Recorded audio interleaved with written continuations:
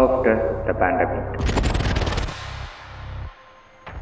எல்லாரும் அவங்களோட ப்ராடக்ட்ஸை ஆன்லைனில் செல் பண்ண ஆரம்பிச்சதுக்கப்புறமா வீடியோ எடிட்டிங்க்கு கிரியேட் ஆன டிமாண்டையும் அதில் அதிகமான ஏர்னிங் பொட்டன்ஷியல் இருக்குதுன்றது தெரிஞ்சுக்கிட்டு நிறைய பேர் அதையே ஒரு பிஸ்னஸாக எடுத்து ஸ்டார்ட் பண்ண ஆரம்பிச்சிட்டாங்க. ஆனால் இந்த ஒரு விஷயத்தை மட்டும் உங்ககிட்ட சோசியல் மீடியாவில் அதிகமாக ரெக்கமெண்ட் பண்ணுறதுனால இந்த சோசியல் மீடியா கண்டென்ட்ஸ் எடிட் பண்ணுறது மட்டும்தான் எடிட்டிங். அதிகமான transition, sound effects, overlays, text layers இதெல்லாமே போட்டால் நம்மளும் ஒரு ப்ரொஃபஷனல் எடிட்டர் ஆகிடலாம் அப்படின்னு சொல்லிட்டு தப்பான மிஸ்கன்செப்ஷனோடு இருக்கிறீங்க. இந்த மாதிரியான மிஸ் அண்டர்ஸ்டாண்டிங் உங்களோட ப்ராக்ரஸிவ் பாத்துலேருந்து உங்களை அப்படியே மிஸ்லீட் பண்ணிடும், டைவர்ட் பண்ணிடும். நீங்கள் அதை மட்டும் மைண்டில் வச்சுட்டு வீடியோ எடிட்டிங்குள்ளே வந்திருந்தாலோ இல்லை இனிமேல் வரணும்னு நினச்சாலோ நீங்களும் ஒரு ப்ரொஃபஷனல் எடிட்டராக மாறதுக்குண்டான வழியெல்லாம் என்னென்ன இருக்குது அப்படின்னு சொல்லிட்டு இன் டீட்டெயில்டாக இந்த வீடியோவில் பார்க்க போகிறோம். Hello ladies and gentleman, welcome back to Sun Tech Park Tamil. இன்றைக்கி வீடியோ எடிட்டிங் ஸ்டார்ட் பண்ணணும்னு நினைக்கிற நிறைய பேர் எல்லோரும் ரெக்கமெண்ட் பண்ணுறாங்க, அதிகமாக ஏர்ன் பண்ணுறாங்க, ட்ரெண்டிங்கில் இருக்குது அப்படின்ற ஒரு மைண்ட் செட்டில் உள்ளே வரீங்க. இந்த மாதிரி ஒரு மைண்ட் செட்டில் நீங்கள் உள்ளே வரும்போது உங்களுக்கு பெய்ட் கோர்ஸ் அவசியமான கிடையாது. நீங்கள் பேசிக் ஃபண்டமெண்டல்ஸ் எல்லாமே கற்றுக்கிறதுக்கு ஆன்லைன்லேயே நிறைய டுட்டோரியல்ஸ் இருக்குது. அதை பார்த்து பேசிக்காக அந்த டூல்ஸ் எப்படி யூஸ் பண்ணுறது அப்படின்றத ஃபஸ்ட்டு கற்றுக்கோங்க. உங்களால் அந்த டுட்டோரியல்ஸை புரிஞ்சுக்கிட முடிஞ்சுது அப்படின்னா நெக்ஸ்ட் ஸ்டெப் நீங்கள் மூவ் ஆகலாம்.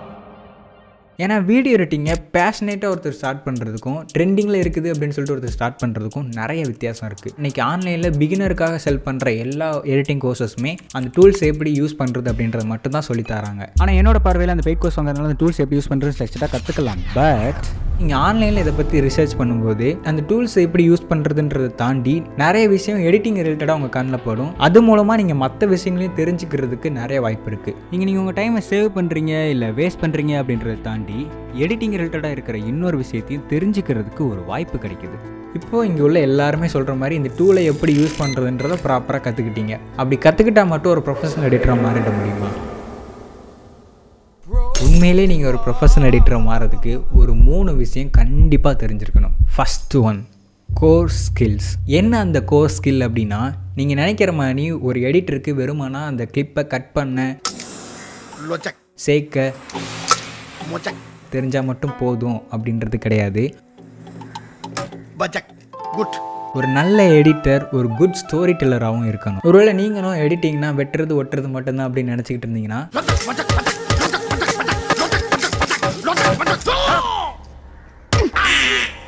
ஒரு டேரக்டர் கொண்டு வந்து குமிக்கிற ஃபுட்டேஜை கலெக்ட் பண்ணி ஆர்கனைஸ் பண்ணி மீனிங்ஃபுல்லாக அந்த ஸ்டோரியை சொல்கிறவர் தான் ஒரு நல்ல எடிட்டர். நம்ம வைக்கிற ஒவ்வொரு கட்டும், ஒவ்வொரு டிரான்சிக்ஷனும், ஒவ்வொரு சவுண்ட் எஃபெக்ட்டும் அந்த ஸ்டோரியை சொல்லணும். இதை அனலைஸ் பண்ணுறதுக்கு சின்ன ஒரு எக்ஸாம்பிள் எடுத்துக்கலாமே. மணிரத்னமோட டைரக்ஷனில் வந்த பம்பாயின்ற மூவியில் கண்ணாலனே சாங் கண்டிப்பாக எல்லாருக்கும் தெரிஞ்சிருக்கும். அந்த சாங்கில் வர ஒரு சின்ன போர்ஷனை வச்சு, ஒரு சின்ன சீனை வச்சு இந்த ஸ்டோரி டெல்லிங்கை நான் கொஞ்சம் எக்ஸ்பிளைன் பண்ணுறேன். அந்த சாங்கில் ஒரு பர்டிகுலர் சீனில் வந்துட்டு ஹீரோ எங்கே இருக்கிறாரு அப்படின்னு சொல்லிட்டு தேடுற மாதிரி ஒரு சுச்சுவேஷன் வரும். அவங்க ஒரு பதட்டத்தோட ஒரு டென்ஷனோட காணுமே அப்படின்ட்டு தேடிக்கிட்டு இருக்காங்க. கடைசியாக அவங்க கண்டுபிடிக்கும் போது ஒரு ஃபீல் வரும் இல்லையா, அதை வந்துட்டு அந்த எடிட்டிங்கில் சூப்பராக காமிச்சிருப்பாங்க. ஹீரோயின் வந்து ஆடுறாங்க ரொட்டேட் பண்ணிட்டு, அவங்களோட எமோஷன், அப்புறம் சுற்றி நடக்கிற சரௌண்டிங், அப்புறம் அவங்களோட எமோஷன் சரௌண்டிங், அண்ட் லாஸ்ட்டாக ஒரு ஃபாஸ்டான பேனோட சேர்த்து ஒரு ஜூம் போகும்போது பயங்கரமாக இருக்கும். அந்த லைனோட அது மேட்ச் பண்ணி பார்க்கும்போது அவ்வளோ சூப்பராக இருக்கும். பட் ஃபாஸ்டான பேன் அண்ட் இந்த ஜூம் போகிறதுல மட்டுமே ஒரு 4 கட் இருக்கும். இந்த 4 கட்டையுமே வந்துட்டு உங்களால் கிளியராக பார்க்க முடியாது. இதை வந்துட்டு அந்த எடிட்டர் கரெக்டாக கன்வே பண்ணதுனால தான் அந்த சீனும் அங்கே ஒர்க் அவுட் ஆனது. எப்படி இந்த சிங்கிள் மூவ்மெண்ட்டில் மல்டிபிள் கட்ஸ் இருக்குது அப்படின்னு சொல்கிறேன் அப்படின்னா, மனிஷா கொய்ராலாவோட ஐ ரேஞ்ச், அவங்க டான்ஸ் ஆடுறாங்க, அவங்களோட ஐ ரேஞ்சுக்கு ஃபோக்கல் லென்த் செட் பண்ணி ஒரு பேன் வந்துட்டு ஷூட் பண்ணியிருப்பாங்க.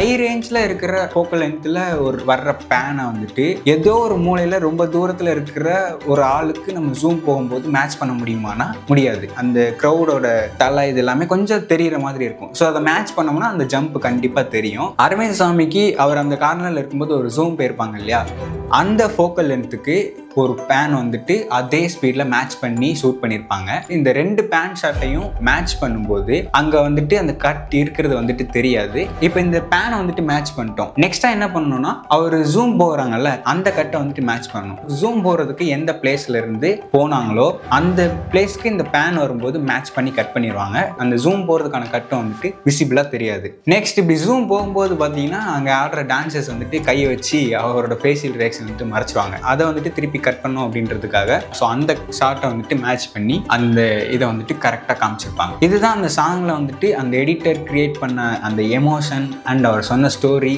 And எடிட்டிங்கோட power.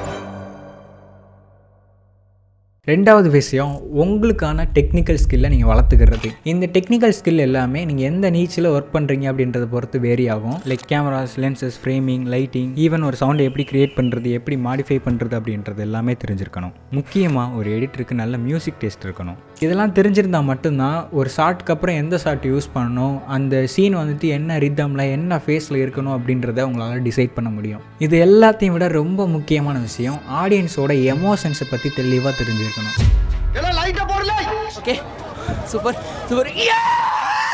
இன்றைக்கி நம்ம தியேட்டரில் பார்க்குற ஃபைட் சீன்ஸ் பார்க்குறதுக்கு அவ்வளோ சூப்பராக இருக்குது அப்படின்னு யோசிக்கிறோம்ல, அதுக்கான ரீசன் என்ன? ஃபைட்டர் வந்து அவ்வளோ வேகமாக சண்டை போடுறது இல்லையா? நம்ம ஃபைட் சீனில் யூஸ் பண்ணுற ஸ்பீட் ரேம்பிங் டெக்னிக் தான் ஆடியன்ஸோட மைண்டில் போயிட்டு அந்த ஃபைட்டோட இம்பேக்டை வந்து உட்கார வைக்கும். இந்த மியூசிக் டெக்ஸ்ட்டுக்கு ஒரு எக்ஸாம்பிளாக பேபி டிரைவர்ன்ற படத்துலேருந்து ஒரு எக்ஸாம்பிள் காமிக்கிறேன். ஆல் ஓவராக இந்த மூவி ஃபுல்லாகவே மியூசிக்கால் தான் கவர் ஆகிருக்கும். இங்கே நடக்கிற ஃபைட் சீன்ஸ்,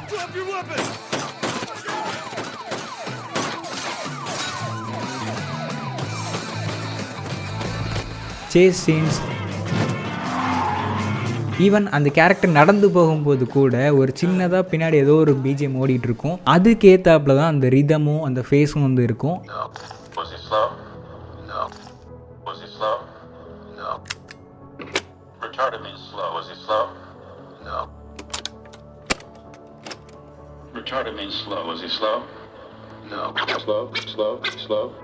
ஏன் இந்த ஃப்ரேமை பற்றி, லென்சஸை பற்றிலாம் தெரிஞ்சுக்கணும்னு சொல்கிறேன்னா, ஷூட்டிங் ஸ்பாட்டில் ஒரு இம்பார்ட்டண்டான சீனை ஷூட் பண்ணுறதுக்கு முன்னாடி எடிட்டர்கிட்டையும் கன்சல்ட் பண்ணிட்டு தான் அந்த சீனை ஷூட் பண்ணுவாங்க. அப்படி இருக்கும்போது நம்ம இதெல்லாமே தெரிஞ்சுக்கிடாமல் இருக்க முடியுமா?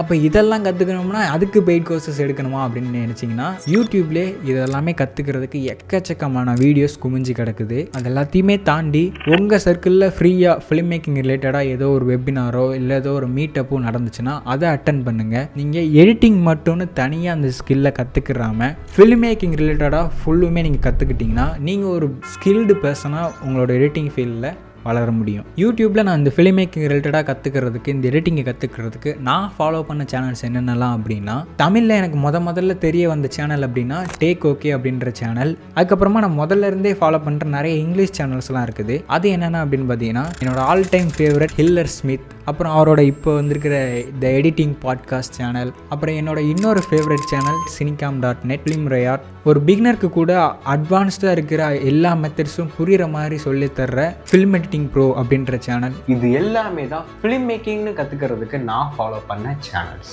ஓவர் டைமாக அவங்களோட டெக்னிக்கல் ஸ்கில்லாக நீங்கள் எதெல்லாமே டெவலப் பண்ணிக்கணும் அப்படின்னு பார்த்தீங்கன்னா, சவுண்ட் டிசைன் பற்றி, கலர் கிரேடிங் பற்றி, விஷுவல் எஃபெக்ட்ஸ் பற்றி தெரிஞ்சுக்கிட ஆரம்பிங்க. அதில் வந்துட்டு உங்கள் ஸ்கில்லை வந்துட்டு நீங்கள் டெவலப் பண்ண ஆரம்பிங்க. And the second most important method, business skills. பேசிக்காக உங்கள் கிளைண்ட் கிட்ட உங்களோட ஒர்க்கை நெகோஷியேட் பண்ணி விற்க தெரியணும். கிளைண்ட்டோட மனநிலை எப்படி இருக்குன்னா, அவங்க ஒரு பட்ஜெட்டை மனசில் ஃபிக்ஸ் பண்ணிடுவாங்க. அதை தாண்டி எந்த பக்கமும் நகர மாட்டாங்க. அப்போது அவங்களுக்கு நீங்கள் எக்ஸ்ட்ராவாக ஒரு சர்வீஸை நீங்கள் ப்ரொவைட் பண்ணுறீங்க அப்படின்னும் போது அது எதனால் ப்ரொவைட் பண்ணுறீங்க, அது எப்படி அவங்களுக்கு வந்துட்டு ஒரு வேல்யூ ஆட் பண்ணுது அப்படின்றத எஜுகேட் பண்ண ஸ்டார்ட் பண்ணுங்கள். ஏன்னா அவங்க நம்ம அளவுக்கு டெக்னிக்கல் பர்சன் கிடையாது. அப்போ நம்ம ஃபீல்டை பற்றி நம்ம அவங்களுக்கு எஜுகேட் பண்ணும்போது, ஓ இவ்வளோ விஷயம் இருக்குதா, இதுக்காக தான் நீங்கள் இவ்வளோ சார்ஜ் பண்ணுறீங்களா அப்படின்னு சொல்லிட்டு நம்ம கேட்குற ப்ரைஸிங் பாயிண்ட்டுக்கு அவங்க வர்றதுக்கு வாய்ப்பு இருக்குது. And pricing strategy. இப்போது எல்லா கஸ்டமருமே வந்துட்டு நம்ம எஜுகேட் பண்ணுறதுனால இந்த ப்ரைஸ் பாயிண்ட்டுக்கு வந்துடுவாங்க அப்படின்னு கிடையாது. சில பேர் எனக்கு இந்த அளவுக்கு எடிட் பண்ணால் போதும் அப்படின்ற மனநிலையில் இருப்பாங்க. அவங்களுக்கு ஏற்றாப்புல அவங்களோட ஒர்க்ஸை வந்துட்டு நெயில் பண்ணி அவங்களுக்கு ஆஃபர் பண்ணணும். எக்ஸாம்பிளுக்கு அவங்களுக்கு எல்லாம் வந்துட்டு இந்த சவுண்ட் டிசைன்லாம் வந்து அதிகமாக தேவையில்லை, அவங்களுக்கு வந்துட்டு ரொம்ப எக்ஸ்ட்ரானரியாக கலர் கிரேட் பண்ண தேவையில்லை, எக்ஸ்ட்ரானரியாக விஎஃப்எக்ஸ் பண்ண தேவையில்லை அப்படின்னும் போது அதுக்கு ஏற்றாப்புல நீங்கள் நெயில் பண்ணி ஆஃபர் பண்ணிங்க அப்படின்னா அந்த கிளைண்ட் உங்களை விட்டு போக மாட்டாங்க. எந்த கிளைண்ட்டாக இருந்தாலும் அவங்க எதிர்பார்க்குற விஷயம் நம்ம கேட்குற டைமிங்க்கு அவங்க ப்ராஜெக்டை சப்மிட் பண்ணுறாங்களா அப்படின்றது தான். ப்ரோ முடிஞ்சிருச்சு ப்ரோ. ஒரு 2 hours மட்டும் டைம் கொடுங்க, நான் சென்ட் பண்ணிடுறேன். எல்லாம் முடிஞ்சிருச்சு. அவங்க சொன்ன டைமிங்க்கு நீங்கள் ப்ராஜெக்டை வந்துட்டு டெலிவரி பண்ண ஆரம்பிச்சிட்டிங்கனாலே அந்த கிளைண்ட்ஸ் திரும்ப உங்ககிட்ட வர்றதுக்கு நிறைய சான்சஸ் இருக்குது. நம்மளோட ஒர்க்கை நம்ம தான் மார்க்கெட் பண்ணணும், நம்ம தான் பிராண்டிங் பண்ணணும். உங்களுக்குன்னு சொல்லி ஒரு பர்சனல் பிராண்டை க்ரியேட் பண்ணிக்கிறீங்கன்னா, பர்சனல் பிராண்டாக ஒன்றும் இல்லை, நீங்கள் ஒரு இன்ஸ்டாகிராம்லேயோ இல்லை யூடியூப்லேயோ உங்களோட ஒர்க்ஸ் இல்லைனா உங்கள் ஒர்க் ரிலேட்டடாக இருக்கிற கண்டென்ட்ஸை ரெகுலராக போஸ்ட் பண்ண ஸ்டார்ட் பண்ணுங்கள். அது நீங்கள் யாருன்றதையும் உங்களோட ஒர்க்கை உங்கள் கிளைண்ட் கிட்ட காமிக்கிறதுக்கும் ரொம்பவே ஹெல்ப்ஃபுல்லாக இருக்கும். 3வது விஷயம், அடாப்டபிலிட்டி. இது வெறுமனா ட்ரெண்டோட அடாப்ட் ஆகிறது மட்டும் இல்லை, ரெகுலராக இண்டஸ்ட்ரியில் என்னென்னலாம் நடக்குது அப்படின்றதுல அப்டேட்டடாக இருந்துக்கோங்க. நம்மளோட எடிட்டிங் ஸ்டைலில் இந்த ட்ரெண்டில் இருக்கிற மாதிரி தான் எடிட் பண்ணணுன்றதுல அவசியம் இல்லை. ஆனால் நம்ம கிட்ட வர்ற கிளைண்ட் இது மாதிரி இருந்தால் நல்லா இருக்கும் அப்படின்னு எக்ஸ்பெக்ட் பண்ணுறாங்கன்னா அவங்களுக்கு அது மாதிரி எடிட் பண்ணி கொடுக்குற அளவுக்கு நீங்கள் அப்டேட்டடாக இருக்கணும். இப்போ ஏஐ அப்படின்றத நம்ம ஒரு ட்ரெண்டாக பார்க்கக்கூடாது, நம்மளை நெக்ஸ்ட் லெவலுக்கு மூவ் பண்ணிட்டு கொண்டு போகிற ஒரு டெக்னாலஜியாக நம்ம பார்க்கணும். ஸோ அதை நீங்கள் வந்துட்டு எப்படி ப்ராப்பராக யூட்டிலைஸ் பண்ணுறது அப்படின்றது தெரிஞ்சுக்கோங்க. ஃபார் எக்ஸாம்பிள், இந்த வீடியோவில் நான் இந்த ஒரு 10க்கு 10 ரூமுக்குள்ளே நான் டிஃப்ரெண்ட்டான விஷுவல்ஸை காமிக்கணும் அப்படின்றது எனக்கு ஒரு சேலஞ்ச். இதை என்னால் தனியாக சமாளிக்க முடியாது. ஸோ நான் ChatGPT யூஸ் பண்ணி என்கிட்ட இருக்கிற ப்ராப்பர்ட்டிஸ் எல்லாமே இதுதான், இதை யூஸ் பண்ணி நான் டிஃப்ரெண்ட்டான விஷுவல்ஸை வந்துட்டு நான் ப்ரெசென்ட் பண்ணணும். ஸோ அதுக்கு இந்த மாதிரி டைலாக்லாம் நான் பேச போகிறேன், எப்படி விஷுவல்ஸ் இருக்கலாம் அப்படின்னு சொல்லிக்கிட்டு அதுக்கிட்ட ஐடியாஸை ஜென்ரேட் பண்ணி அண்ட் அதுக்கிட்டேயே அந்த ஐடியாஸை விஷுவலைஸ் பண்ணியும் ஜென்ரேட் பண்ணி அதை என்னோட ஸ்டைலாக கொஞ்சம் மாடிஃபை பண்ணி ஒர்க் பண்ணேன். ஈவன் இந்த வீடியோக்கு உண்டான தம்ப்நெயில் கொண்டு ChatGPTல ஒரு ஐடியாவை ஜென்ரேட் பண்ணி அதுலேயே அதை விஷுவலைஸ் பண்ணி கொஞ்சம் ஆல்ட்ரு பண்ணுற ஒர்க்ஸ் மட்டும் நான் பார்த்தேன், அவ்வளோதான். ஸோ இந்த மாதிரி ஏஐ வந்துட்டு உங்கள் ஒர்க்கில் நீங்கள் இன்க்ளூட் பண்ண உங்களோட ஒர்க்கு வந்துட்டு ரொம்ப எஃபிஷியண்ட்டாக முடியும் அப்படின்றது என்னோட ஒரு சஜஷன். இப்போ இந்த வீடியோ பார்க்குற நிறைய பேர் பிகினராக இருக்கிறதுனால நீங்கள் எந்தெந்த மாதிரி வழியில் ஒரு வீடியோ எடிட்டராக மாறலாம் அப்படின்றத சின்னதாக எக்ஸ்பிளைன் பண்ணுறேன். நீங்கள் நிறைய பேர் கேள்விப்பட்டிருக்கலாம், ஃப்ரீலான்சிங்னு ஒரு மெத்தட் இருக்குது, அதில் நீங்கள் ஒரு வீடியோ எடிட்டராக மாறலாம் அப்படின்னு சொல்லி. ஃப்ரீலான்சிங்னா ஒன்றும் இல்லை, உங்களுக்கு வந்துட்டு எடிட் பண்ண தெரிஞ்சிருக்கணும், உங்களுக்குன்னு ஒரு ஓன் சிஸ்டம், உங்களுக்குன்னு சின்னதாக ஒரு ஓன் ஒர்க் ஸ்பேஸ் இருந்தால் போதும், நீங்கள் வீடியோ எடிட்டிங்கை ஃப்ரீலான்சிங்கை ஸ்டார்ட் பண்ணலாம். இதுக்கான கிளைண்ட்ஸ் வந்துட்டு நீங்கள் ஆன்லைன்லேயும் படிக்கலாம், ஆஃப்லைன்லேயும் படிக்கலாம். ஆன்லைன் அப்படின்னா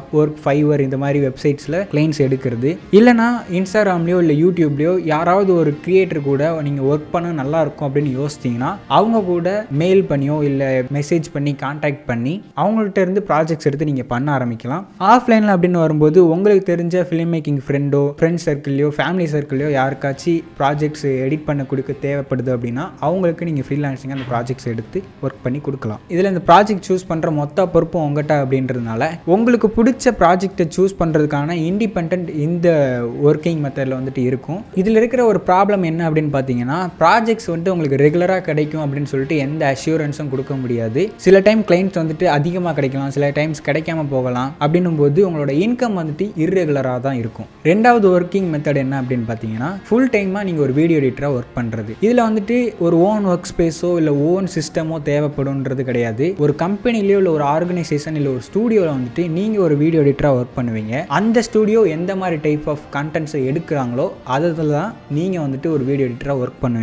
இது பேசிக்காக நீங்கள் ஒரு ஆஃபீஸ் போயிட்டு வர்ற மாதிரி தான். ஒரு 7 to 8 hours நீங்கள் ஒர்க் பண்ணுவீங்க. மாதம் சேலரி வந்து உங்கள் பேங்க் அக்கௌண்ட்லேயே கிரெடிட் ஆயிரும். இதுக்கு வந்து இன்டர்வியூ வச்சு தான் உங்களை வந்துட்டு செலக்ட் பண்ணுவாங்க.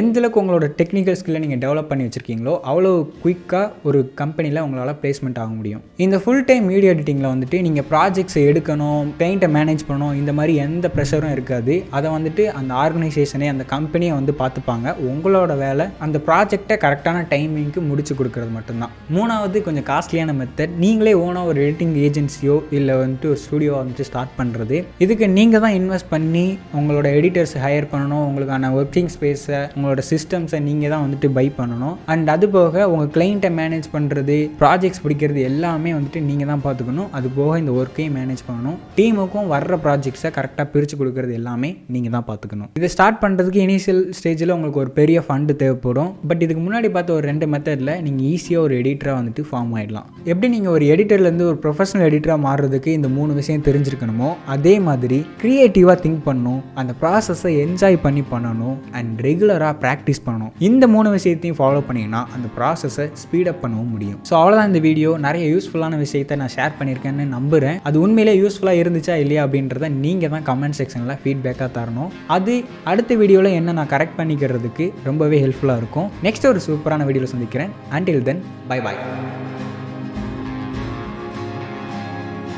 எங்களது தனிப்பட்ட அனுபவம் மற்றும் ஆராய்ச்சியின் மூலம் இன்றைய சூழலில் இத்துறைக்குள் நீங்கள் வருவதற்காக நாங்கள் கூறும் வழிமுறைகள் மற்றும் கருத்துக்கள் உங்களது தனிப்பட்ட சூழலுக்கு பொருந்தாமல் கருத்து வேறுபாடுகள் வரலாம். இப்பதிவின் நோக்கம் இத்துறையை பற்றியதான அறிவையும் புரிதலையும் அதிகமாக்கவும் கல்வியூட்டவுமே. இதில் கிடைக்கும் தகவல்களை மட்டுமே இறுதியாக எண்ணி நீங்கள் எடுக்கும் முடிவுக்கு நாங்கள் பொறுப்பல்ல. இத்துறையில் இருக்கும் வேறொரு நிபுணரிடம் நீங்கள் ஆலோசிப்பதையும் கலந்துரையாடுவதையும் நாங்கள் ஊக்குவிக்கிறோம். அதுதான் ஆரோக்கியமானதும் கூட.